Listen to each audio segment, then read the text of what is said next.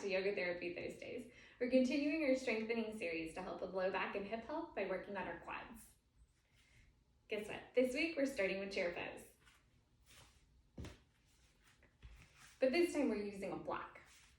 So we do want our feet to be hip distance apart. We're going to place the block between our knees, and just like I've said with every one of these series, it doesn't matter what we're doing with our arms. We just make sure we have proper technique in our lower body. So with a block between our knees, you want to sit back into chair pose or ᴘʟᴇᴜᴜ. Make sure the knees don't go past the toes. And then think about kind of squeezing the block a little bit. That's going to give you some adduction, but it's also going to force your quads to start to engage.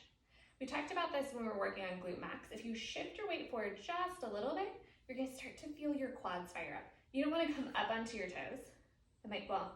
You could come up onto your toes. It's a lot harder to balance.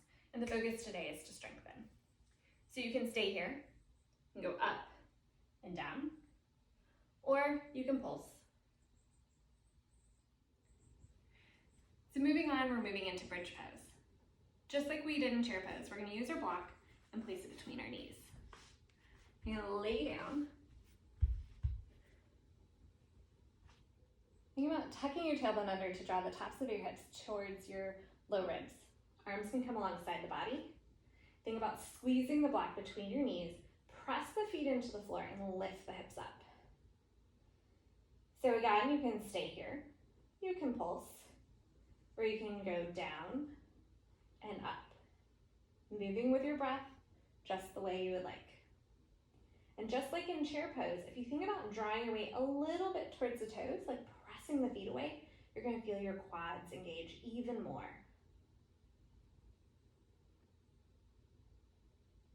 So the last exercise I have for you requires either a strap or a resistance band.